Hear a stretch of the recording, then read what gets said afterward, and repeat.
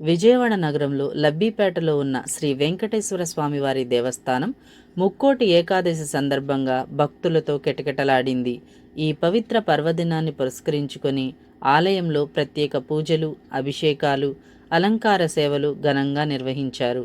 తెల్లవారుజాము నుంచే భక్తులు పెద్ద సంఖ్యలో ఆలయానికి చేరుకొని స్వామివారి దర్శనం చేసుకున్నారు. ఆలయ ముఖద్వారాన్ని సంప్రదాయ పుష్పాలంకరణలు, దివ్య దీపాలతో శోభాయమానంగా అలంకరించారు. వేద మంత్రోచ్చారణల మధ్య స్వామివారికి విశేష పూజలు జరగగా ఆలయ ప్రాంగణమంతా భక్తిభావంతో నిండిపోయింది. మహిళలు, వృద్ధులు, యువతతో సహా అన్ని వయసుల భక్తులు క్యూలైన్లలో క్రమశిక్షణతో దర్శనానికి హాజరయ్యారు. ముక్కోటి ఏకాదశి రోజున శ్రీమన్నారాయణుని భక్తి శ్రద్ధలతో ప్రార్థిస్తే మోక్షప్రాప్తి కలుగుతుందన్న నమ్మకంతో భక్తులు ఉపవాస దీక్షలు చేపట్టి ఆలయానికి తరలివచ్చారు. ప్రసాద వితరణ, త్రాగునీరు, వైద్య సదుపాయాలు భక్తులకు అందుబాటులో ఉంచారు. పోలీస్ శాఖ సహకారంతో భద్రతను కట్టుదిట్టంగా నిర్వహించారు.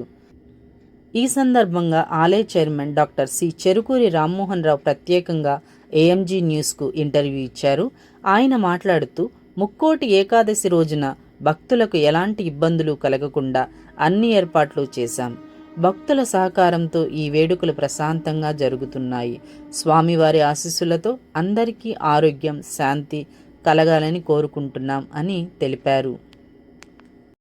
పేరు డాక్టర్ రామ్మోహన్ రావు, మన చైర్మన్ ఇన్ఛార్జ్ ఇక్కడ సార్. ఏది సార్? విజయవాడ. ముక్కోటి ఏకాదశి ఈ పర్వదినాన్ని వైష్ణవ దేవాలయాలన్నీ జనాలతో కిటకిటలాడుతూ ఉంటాయని చెప్పేసి ఈ ముక్కోటి ఏకాదశి రోజున మా ఆది విష్ణువు 3 కోట్ల దేవతలతో ఉత్తర ద్వారం కూడా భక్తులకి దర్శనమిస్తారని, ఆ దర్శనం చేసుకున్నట్టు సర్వ పాపాలు పోయి సర్వ కార్యాసిస్తుందని చెప్పేసి భక్తుల ప్రగాఢ విశ్వాసం. మన దేవాలయము పంచకామకోటి పీఠస్థ శ్రీ వెంకటేశ్వర చంద్రమౌళీశ్వర వారి దేవస్థానము.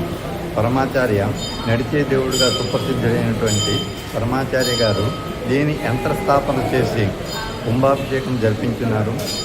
మన కంచికామకోటి పీఠము వేద శాస్త్రాలు, సనాతన ధర్మ పరిరక్షణకు అవిరళ కృషి జరుపుతూ ఉన్నారు.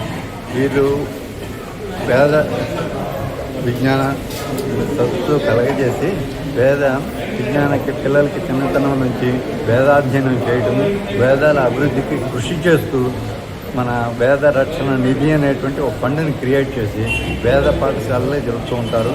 మన దేవాలయము ఇక్కడ కొత్తూరు తాడేపల్లిలో ఉన్నటువంటి 40 మంది వేద విద్యార్థులకు ప్రతి నెలా సపోర్ట్ చేస్తూ ఉంటాము.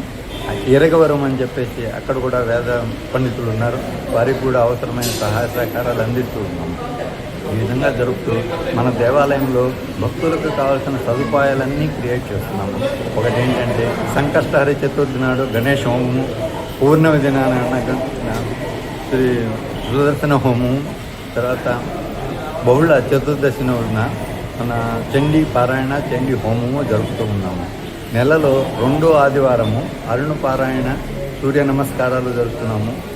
నెక్స్ట్ లాస్ట్ ఆదివారం రోజున సాయంత్రము 4:30 గంటలకి రాహుకేతు పూజ.